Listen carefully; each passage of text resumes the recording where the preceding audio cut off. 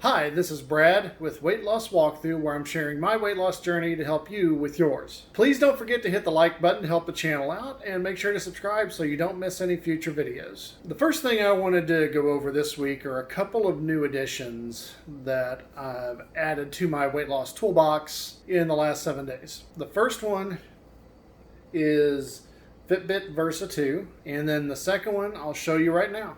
And this is the second new tool, my new Renpho scale, right next to the old Garmin scale that I have been using. It measures things in a lot more detail, and we'll go over that in just a minute.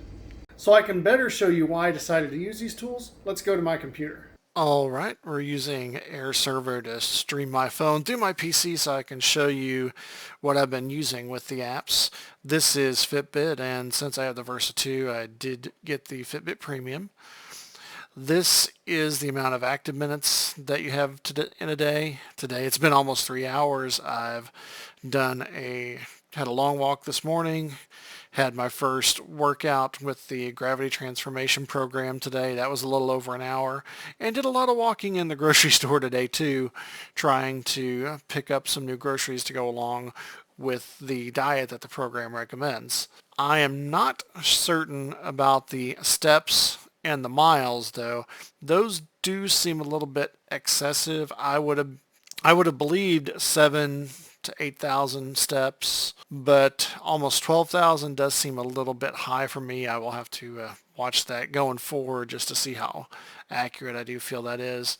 And that probably leads into this number being a little bit higher than it is, or than I think it should be as well. The sleep, I'm not really using too much at this point, still trying to get it figured out and get it dialed in. Tells you how many days you've had at least 15 minutes or 15 active minutes in a week. It goes Sunday to Saturday, so this is obviously the first day of the week, so I'm 1 of 5 so far.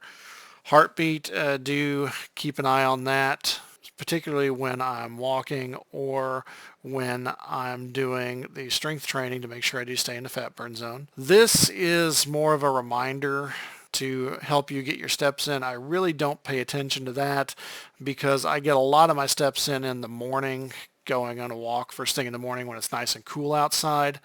So I really don't pay too much attention to that. The weight goal, or the weight tracker, I do like because I can keep my numbers in here. You can see I started using it Wednesday, and I had a little bit of a blip this week. Went from the 372.7 I weighed in last week up to 375.9 on Wednesday, and that was actually after weighing in at 371.7 the day before, so it was an over 4-pound jump in one day.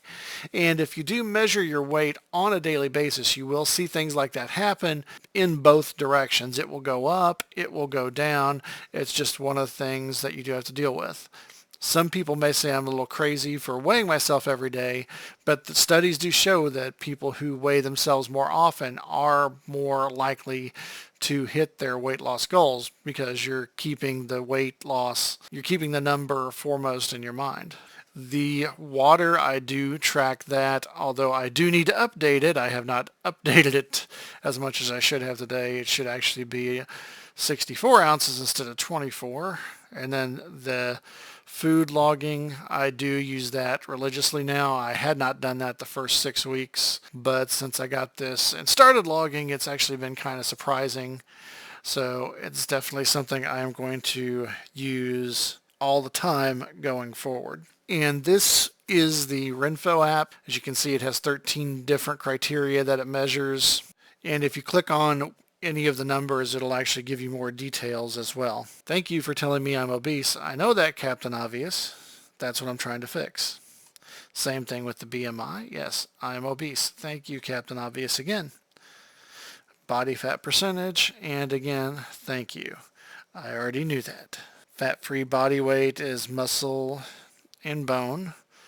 And you can see this number breaks down here to 233 pounds of muscle, 12.2 pounds of bone. Subcutaneous fat, and then also visceral fat, which is the fat stored around your organs.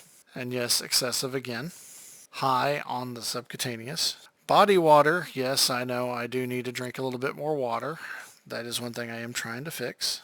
Skeletal muscle, not quite sure how that plays a role. That one I am doing a little bit more research on and will definitely update you with.